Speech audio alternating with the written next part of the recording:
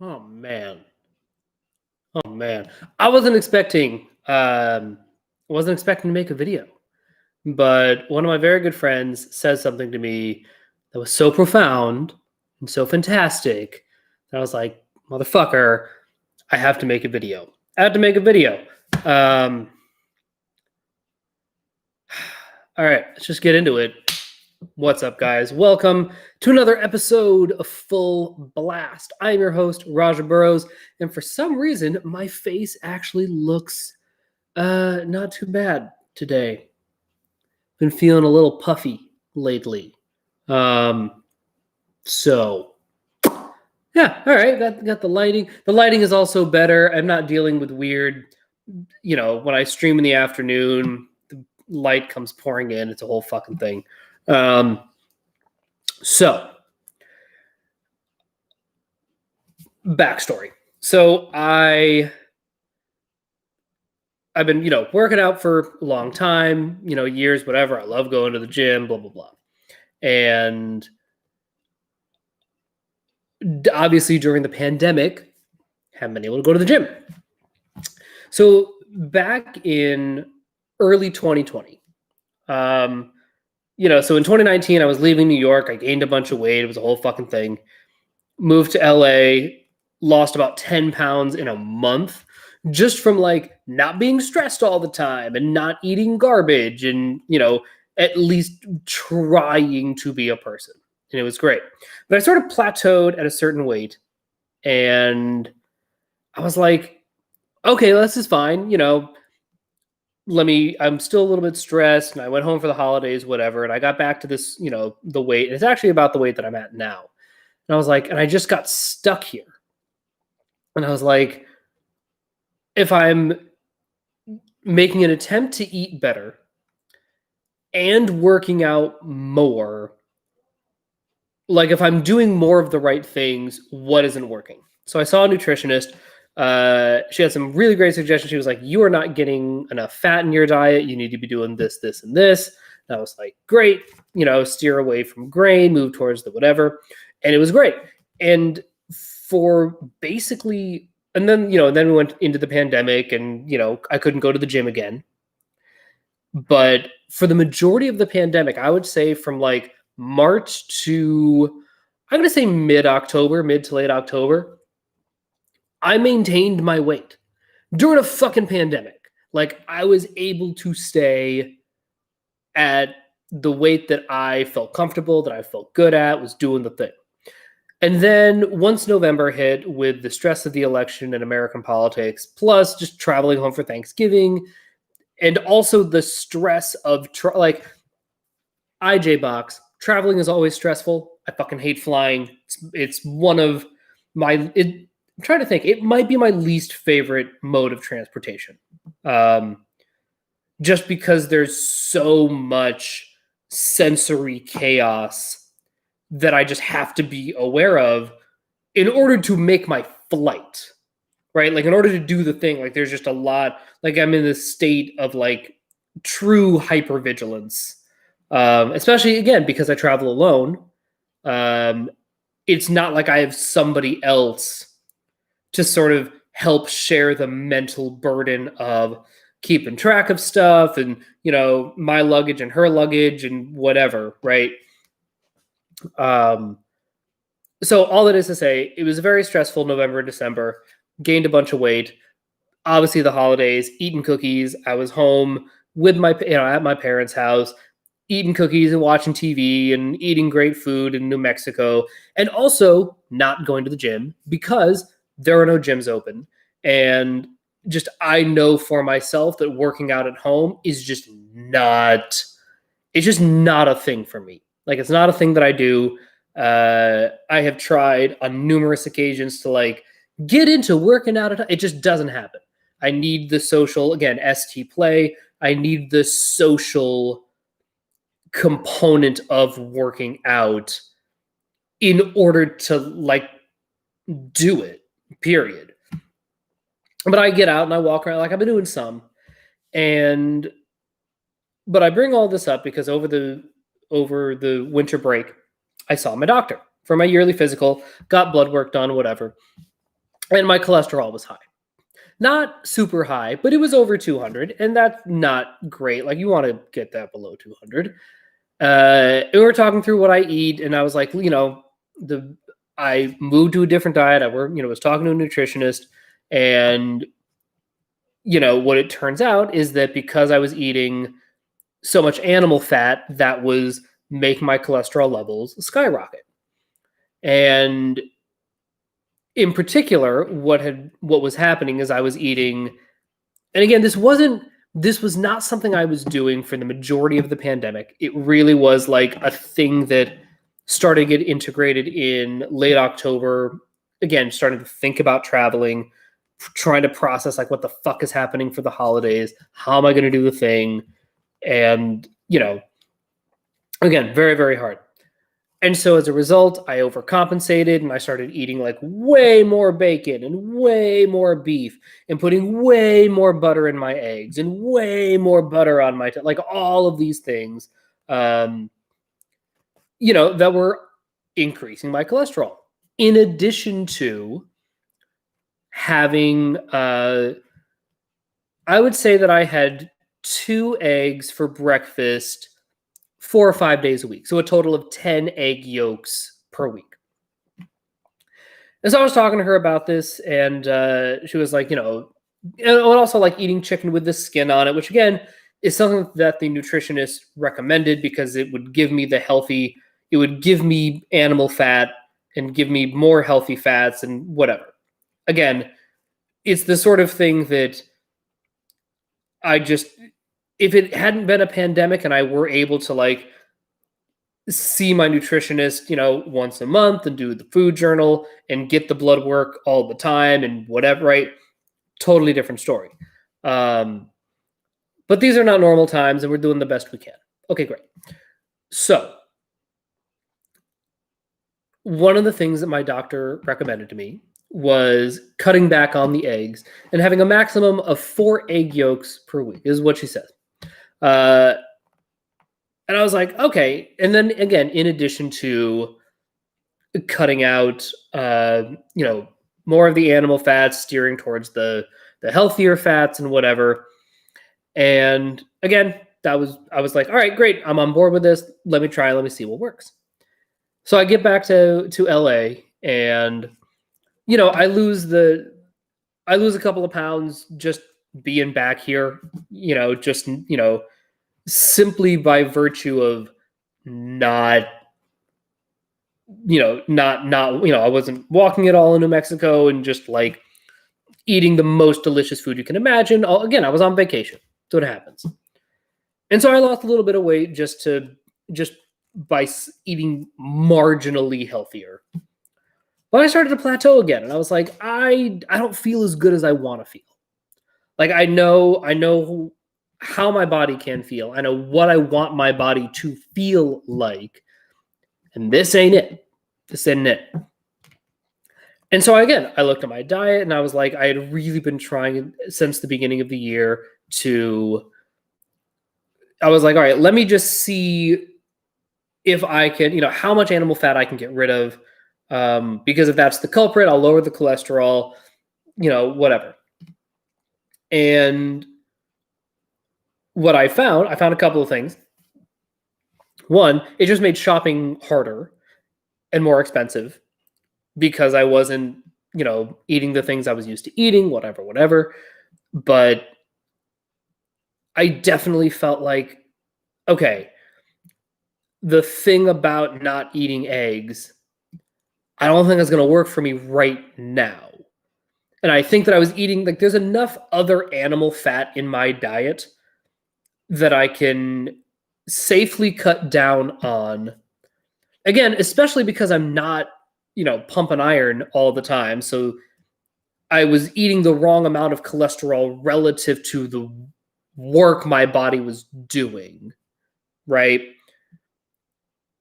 But I bring all of this up because it led to a conversation with one of my very good friends who is major into cooking and has thought about dieting and diet culture and all of the things like way more deeply than I have. So I'm like, let me pick your brain. TE, give me the shit. And so we're going back and forth. And I was telling her, I was like, you know what? I don't think that this no eggs thing is feasible for me. Like I think I really just need my eggs. And it was, again, that was like the big thing that I was like, look, eggs have quite a bit of cholesterol in them, right? And yes, we need some. And again, it's a matter of figuring out what works for me, what doesn't. Let me try something. We're going to course correct. And again, being very conscious about what I'm eating when I'm making this sort of change, or if I'm trying to reach a goal and not just sustain. I was like, okay, let me introduce the eggs back in. And we're like, all right, that seems like a reasonable thing. Let's see how that goes.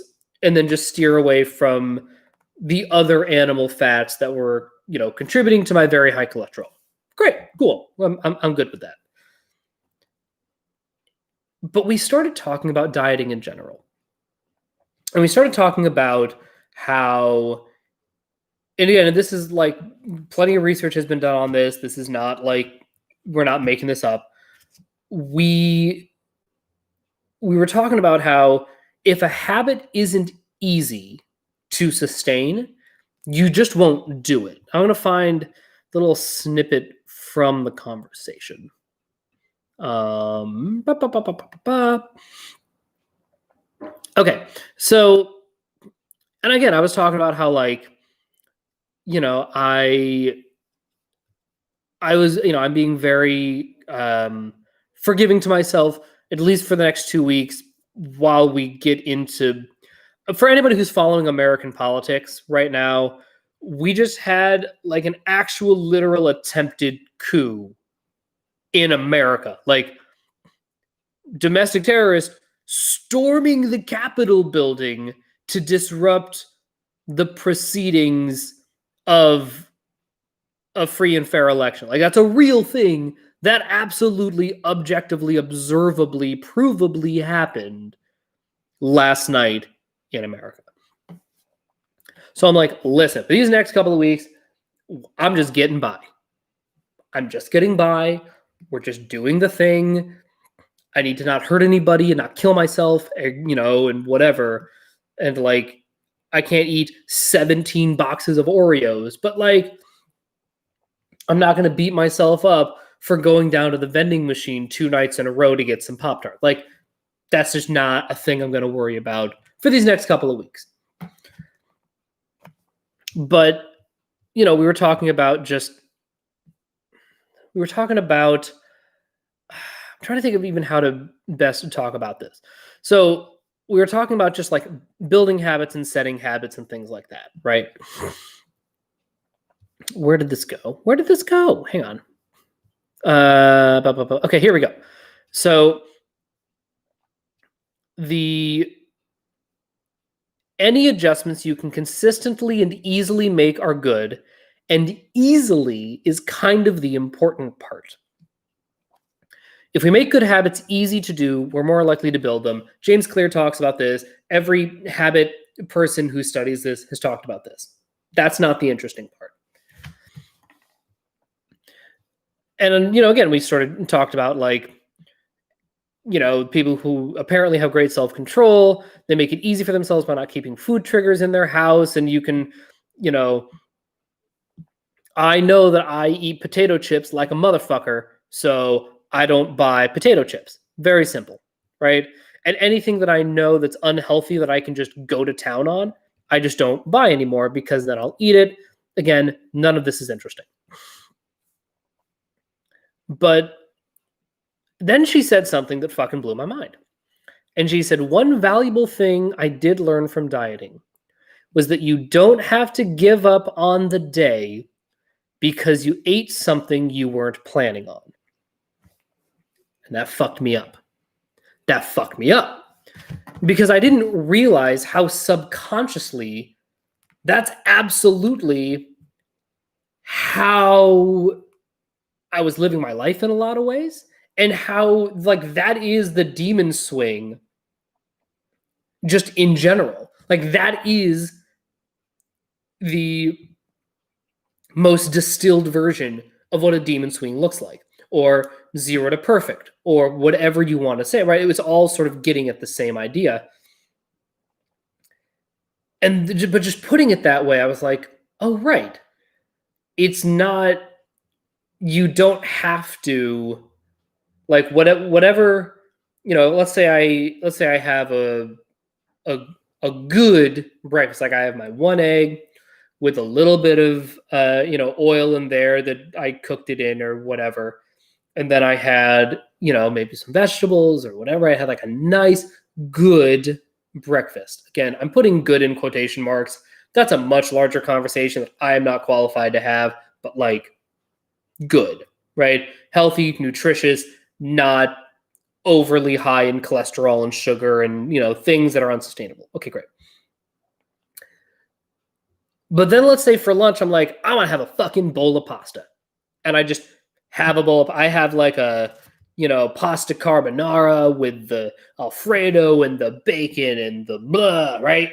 And I just fucking go nuts on it. That doesn't mean that I have to say, well, you know what? Fuck this entire diet. I guess I'm getting pizza tonight. Right? Now, this friend of mine, lead feminine NI to hell. So we both have lead feminine NI, IJ issues for sure, right? Which is why, again, that's why we come together on a lot of things and whatever.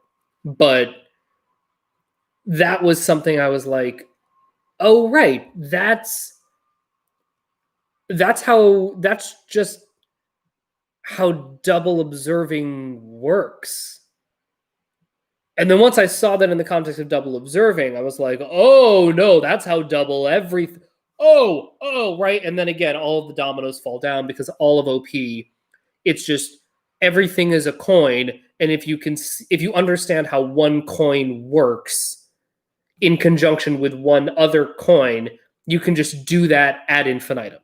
It's great. So, but then she said, then she said this, and this was the Haymaker. She was like, you eat 21 meals a week. You eat 21 meals a week. If okay, so just because I want to get the actual sensory on this, 21 times point. Let's go with 0.7. Okay. So, when you're starting something, 70-30, eventually let's move it to 80-20. Let's move it to 80-20. That's a more whatever. So roughly, if you're like, I'm going to eat, well or nutritiously or whatever the fuck, 80% of the time, right? That's 16 to 17 meals, right? That means that 5 whole meals you eat, I mean, again, they can't be so wildly terrible. This is not like, I'm going to have a salad for lunch and a Caesar's Palace buffet every night. Like, no, but like within reason, having 5 slices, having 4 or 5 slices of pizza for dinner, having a bunch of, again, whatever it is for you, right? You're still doing it right 80% of the time, even if 5 meals a week aren't so great. And again, that's obviously very simplified because, of course, there's snacking and desserts and this and that. But like broadly speaking, 20% is actually pretty forgiving in a lot of ways. And when you look at it as you eat 21 meals a week, then, you don't have to throw out the entire diet just because you have a meal that is emotionally or mentally satisfying your lizard brain, but that isn't great long-term and isn't super sustainable, right? And then again, I started to think about this in all the other contexts, and I was like, oh, right, this is just double observing and double deciding. So we all know the EJs and the IPs where it's like you feel like you're walking on eggshells, and like if one thing goes wrong, then that person is like, off with her head. And you can't get anything, you can't move forward from that. It's like, wow, you made one transgression. That's it. We're never coming back from this. And it's just like this ultimatum based on one thing. And then let's say you're like, oh my God, I'm so sorry. Please give me another chance. Now you're fucking walking on eggshells, because now it's like, okay, you get one fuck up, but now the next one, you're done. And that's not realistic or sustainable. It just isn't. Now, there's also such a thing as like going too far in the other direction, obviously, but the important part is looking at just a slightly larger scale than our digital, algorithm advertised brain plus 24-hour news cycle tells us, right? Again, boy, if I could nuke the 24-hour news cycle, I just would. But, that just seems to be a thing we have to contend with right now, and to figure out how to navigate around it. But what I'm realizing is that part of this zero to perfect thing, right? And part of why I think that it's such a pronounced problem nowadays is that it feels like there isn't time. And I think that is a direct result of just the realities of digital life. Like even when I don't, so again, for the past couple of days, I have been on Reddit more. I've been on Reddit more in the past 2 days than I have in the past year, mostly because I don't really like Reddit. It's not a helpful website for me. But with, the Georgia elections on Tuesday, a couple of nights ago, plus everything that happened at the Capitol building yesterday, I'm like, you know what? This is actually a thing that I want to be able to pre-process and kind of stay up on, because this is kind of important. This is kind of an important thing to just know about American democracy, because it's going to drastically impact, the next couple of years. Again, depending on the legislation that gets passed, when, because now Democrats will have control of the House and the Senate and the executive branch, and it's fucking crazy, right? And then there can actually be meaningful legislation passed, and healthcare and voting rights and non-discriminate, all these things, and you're like, okay, well, let's at least vote on these. Let's at least, right? But anyway, I bring all that up because I'm like, I don't go on sites like that very often, and I've really tried to stay away from the digital advertising as much as possible. I unfollow a bunch of people. I hide basically every ad that I see. I don't even have the Facebook app on my phone anymore, so that the video of the ad doesn't immediately start playing, which will cause my lizard brain to stop on it for half a second, which will just make it populate more in my feed, because that's how the algorithm, right? It's a whole fucking thing. I'm like, I don't really get into that. But even for something like this, even to get onto YouTube to make a video where I'm not trying to consume, this is the medium that I'm using to blast out to the people. Just going to youtube.com is going to populate with algorithmic videos and advertisements and whatever the fuck, right? And so it's because of that, and it's because of big data plus 24-hour news cycle plus social media in general, plus also, quite frankly, I mean, and I think that this has been true for a while, but I think it's particularly obvious now during a pandemic. When we do not have the option right now to socialize in person. That's not a thing, not an option. So, I think that all of these things combined is sort of making people retreat back into these, their sort of digital bubbles and their digital pods because we have to. But again, this has been going on for a really long time. And when we're talking about this 21 meals a week versus 0 to perfect versus double observing and double time doing all these things, I think about not just when I was growing up, right? Because obviously there were things about just being a child that I missed and whatever. But I think about just the way society worked and structures worked and infrastructure worked in like 1993, right? And I think about, the things that we did every week. So, like, for instance, I played Magic the Gathering once a week. That was my, my Thursday night game. I go to the local comic book. It was like a nerd memorabilia kind of place, and they had some comic books and some D&D, and they had Magic in it. It was great. It was a great place called Starbase 10. R.I.P. to Starbase 10.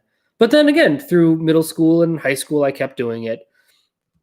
And it was so cool and so satisfying to be able to show up to somewhere week after week and have a bad week. Like, and the fact that having a bad week, or a bad day doing, it's like, oh yeah, I shoot pool every week. Did not have a great day. This was not my best day of shooting pool or playing Magic or doing whatever it is you do, right? That's okay. I'll just come back next week and it'll be fine, right? It feels like that's not as accessible nowadays. It feels like that isn't as rewarded nowadays. And I want to question the premise of it's never been rewarded. Because while true, maybe it hasn't ever been rewarded showing up week after week and making those small incremental gains, I think that there's a difference between not rewarded and actively punished.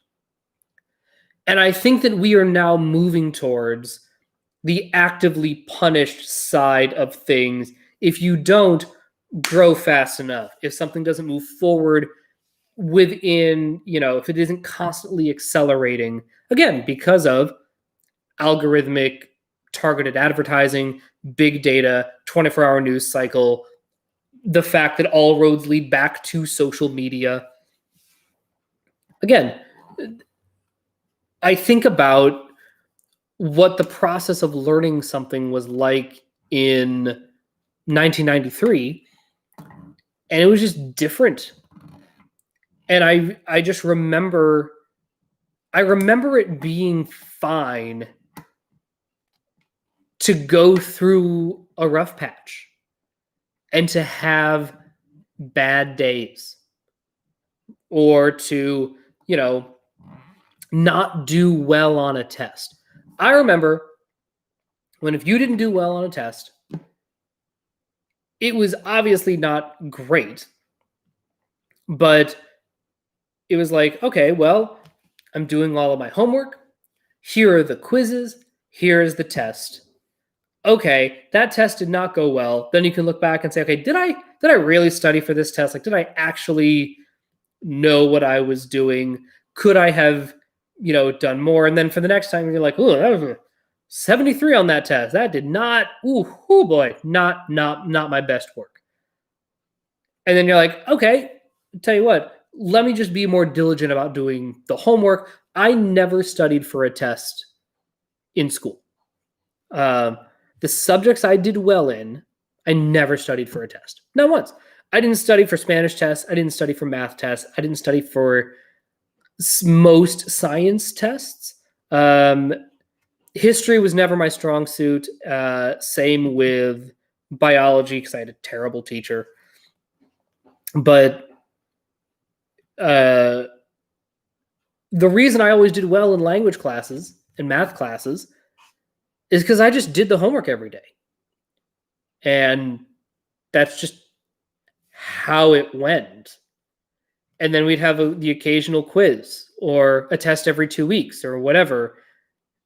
And it was, and you just sort of saw your progress. And there's definitely a feeling now, whether or not it's actually true or not, I don't know. There's a lot of different factors that go into this. But, I remember, very often feeling like, okay, here's a news story that I have to comment on, right? That I have to have an opinion on because something terrible happened in America. If I don't say something, then I'm complicit. And again, a lot of that is the bubble that I used to be in and am not in anymore, and that's fine. But there was, and I think still is in a lot of ways, a feeling of, if you don't get it right now, you don't get to keep playing. Right? And that's what's fucked up. That's the thing to push against. And I think that it's a lot easier than saying just you can't worry about going 0 to perfect, when if you look around and you're like, okay, I would love to not go 0 to perfect. I am perfectly fine, grinding away and failing more than I succeed. Right? I'm totally fine with that. And again, I think a lot of, when I hear people, or heard, again, I don't want to say here because I haven't listened to them in, a couple of weeks or whatever. But in the past year, I definitely have heard rhetoric from a number of different sources that's like, everybody just wants status. Everyone just wants to climb to the top of the mountain without, like, no one's willing to put in the work anymore. And I'm like, is that true? Because look, I am sure that there are a lot of people who just care about status. They just care about fame. They just want all the presents with none of the work, and the bottom's going to fall out. Whatever. We don't care about them. But I think that there is a large cohort of people who are like, I totally get it. I'm not looking for any handouts. I'm not looking for a meteoric rise to the top. I am perfectly content to continue to trudge away at a thing. But there are lots of environments that are just way more fragile than they used to be, where it's like, that was not a great open mic set. Maybe we shouldn't put you on again next week. And you're like, I had one bad set. I had a bad set. How am I supposed to grow if I can't keep coming back? And again, there's the whole thing of like, you got to have that fighter spirit. You got to have that warrior spirit where you get knocked down and you keep getting back up and you keep getting back in there. But I think that we have to acknowledge that there are a lot of environments where if you, maybe not once, but like, you don't have a lot of leeway to fail before you are precluded from trying again. I think that is just the nature of a lot of pockets of society right now because of 24-hour news cycle, targeted advertising, latest and loudest is louder than it's ever been. So I think it's important to bring it back to this idea of like 21 meals a week. I think that like whatever it is you're trying to grow in, you have to find an environment that will let you keep coming back no matter how badly you do. And I think that it is worth finding environments that meet that criteria. Let's see if I can, you know what? Let me grab my phone because I want to see if I can show you. I can't do a screen share, but I think I might be able to show you this. Hang on. Okay, so I've been learning chess. I've been talking about this. Oh, hang on a second. Let's see. Not airplane mode. We want do not disturb. Okay, here we go. So let's. Oh my god. Log in. Log in. Okay, here we go. So I play these little chess puzzles, and let's see if I can see if you can see that. Oh, this is really awkward. Okay, it's hard to see. It's going to get blurry because I'm using a different camera. But the short version is you can kind of see, starts over here, and then you can sort of see my growth over time doing these puzzles. I was like, I was really bad, really bad, really bad. And I was like, oh, okay, got it. I got a couple of fundamentals, and I shot up to like the 1100. Again, these are loose, but like the 1100 ELO rating puzzles, right? And so, but if you see, like, it is over time mostly trending upward. Like, once we start this big jump, right, from right here-ish, right, you can see it kind of trending upward. And the reason I love this app so much, by the way, it's super cheap. It's like to do unlimited puzzles for like their platinum membership, it's like $250 a month. And I just get unlimited puzzles. And it's incredible. It's my favorite thing. I'm like, oh my God, this is brilliant. So, but I love it because I have attempted 2004 puzzles. I have gotten 51.7 of them correct. 51.7, which for chess, that's about how it should be. Just the way that chess works, it very much is a very slow, very steady learning of the patterns and the puzzles and the this and the that. Like, it really takes time. It really takes time. But I love this app, and the reason this app is so fucking healthy for me right now and in general is because once I pay my $250, I can just keep coming. It's not like, oh man, you lost 4 puzzles in a row. You don't get to play anymore. And I remember one of the reasons that I quit esports, and I quit trying to grind the ladder. I still play Magic online a little bit. Because that's, again, I've been playing it for years, and I can just if I ever wanted to take it seriously, I could just pick it up, be like, all right, what's good right now? Oh, I just do this. Okay, great. Let me just grind this and learn this, right? I can't keep up. I don't have the energy to keep up with it like I used to. I am not the young whippersnapper that I once was, but, I'm aware enough of it. And my fundamentals are good enough at this point that if I practiced and learned, like, I could just do the thing. But there was a time when I was really into Overwatch. This was, right when it came out. This was in late 2016 into like mid 2017. I loved Overwatch back then. I thought it was, I haven't played it in a while, but back then I was like, this is a really great, interesting, deep game. Easy to sort of pick up and play. The logistics are nice. The interface, the story, like there's just a lot about the game that I was like, this is fantastic. But then once I started to do the ladder, again, because quick play is just a nightmare. But once I started to get on the ladder and start to play on the ladder, I was like, no, I don't like that lowering my, like, if I just have a bad night, that could just tank my rating to the point that it wouldn't help me improve. Like, it wouldn't. So my whole thing when it comes to, like, not making money, but like having responsibilities and, having challenges, I don't care about the prestige of the challenge. I care about the appropriateness of the challenge.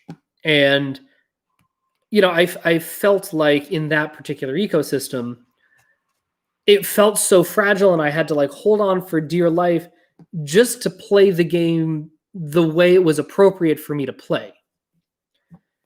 And, when I think about sort of the dieting thing, it's enormously stressful to feel like every meal you have to do it right. Because ultimately you're not going to sustain that. So all of this is to say, I think it is important to use the model of we eat 21 meals a week. And I think it's important to use that because we all know what that feels like. Or those of us who are fortunate to have, access to food enough, right? I'm using a broad Western-based analogy here, obviously. But, for those of us who, for whom food scarcity is not a huge deal, we eat 21 meals a week, right? And so thinking about that and translating, okay, yeah, I don't have to eat 21 perfect meals. I have to eat, 18 or 19 pretty good meals, and then 2 or 3 meals can just be complete fuck-offs. Because over the course of a week, and over the course of a month, and over the course of 3 months, that's when you're going to see the results. And here's the thing. If after a week you're not feeling better, don't trip, right? It's going to take your body time to adjust. It's going to take time, to do whatever. Okay, great.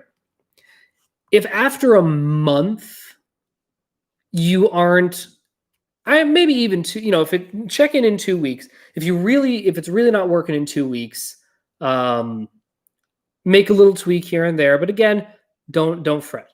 If after a month you should be seeing some movement. If you're not seeing any movement, you got to change tack. But the real test doesn't come until 3 months in, right? Because it's only after 3. So I've been playing these puzzles since, let's see. You know what? Let me actually see when I started doing this. So it was towards the end of last year.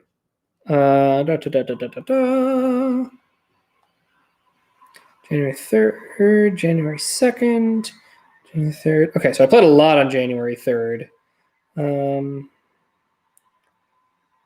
Okay. It's hard to find because I have to scroll back way too far. But basically, maybe I can find it on my yeah, it was sort of like the middle of December was when I really started to, like, do the puzzle thing. Pretty hardcore. So I've only been really genuinely practicing and trying to improve my chess game. Let's see if I can blood. Okay. Friday, December 18th. So on December 18th is when I really started to, like, do the puzzle thing in earnest. It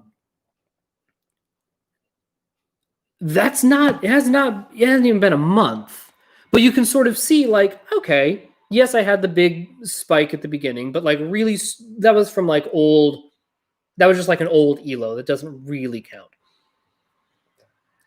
But starting on December 18th is when I sort of shot up to that 1100 level, and then slowly starting to build, but it hasn't even been a month. So I'm not beating myself up for not getting where I think I should be, because I just haven't done it for long enough.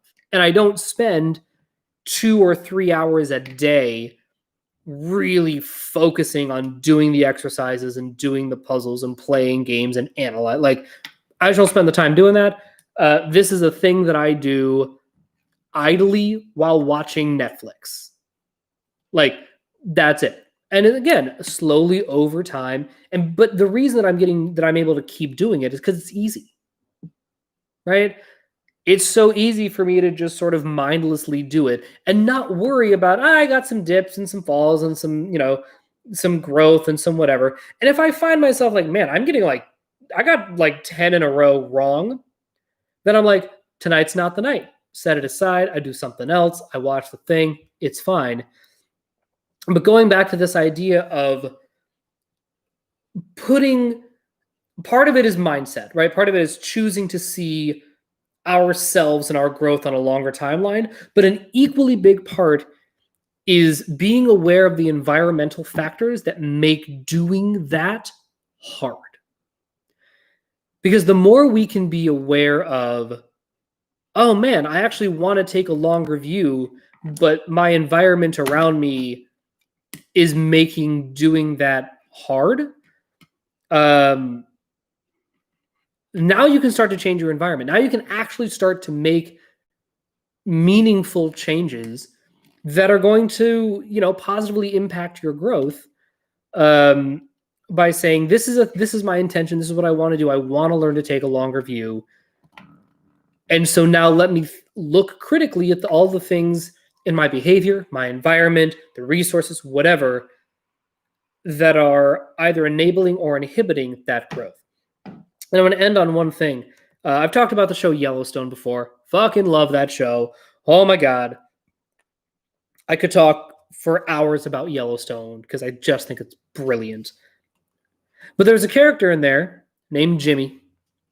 And he is like, lovable loser kind of dude, meth dealer, who basically gets recruited into this ranch. And again, this is just in the pilot episode. I'm not spoiling anything. But what they do is, like, the way that they hire ranch hands on this ranch, because the guy, who owns the ranch is like a squadrillionaire, and he basically pays the bail and like gets criminals out of jail, who are, on bail or what, need to be bailed out, whatever. And they're like, okay, we'll bail you out, but then I'm going to literally brand you ceremoniously. And now you work for the ranch forever. This is your second chance, right? Because this is it. Like, you would be in prison. And if you fuck this up, then I can't help you anymore, right? It's that sort of a thing, right? But there's a guy, Jimmy, and he's never done cowboy shit ever. Like, he's never even thought about working on a ranch, whatever.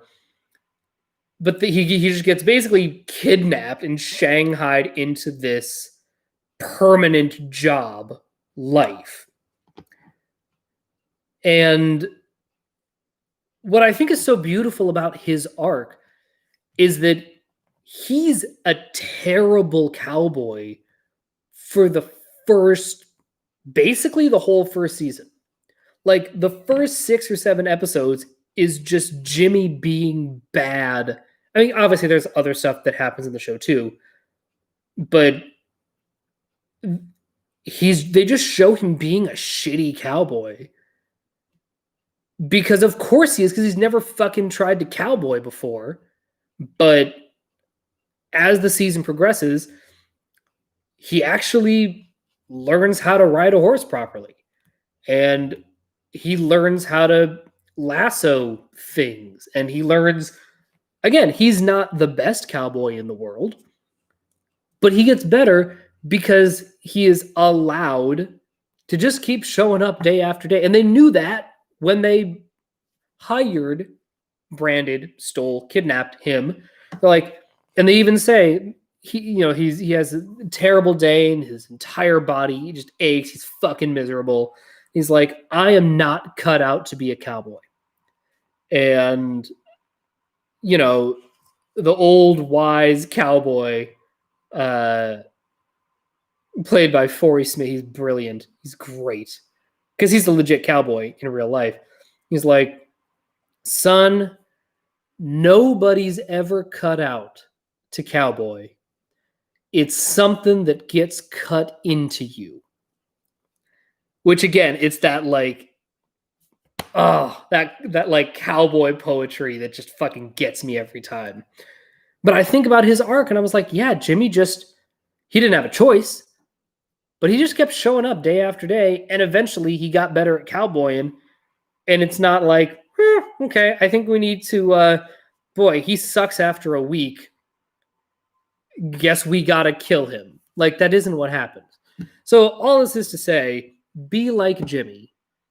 Be like Jimmy.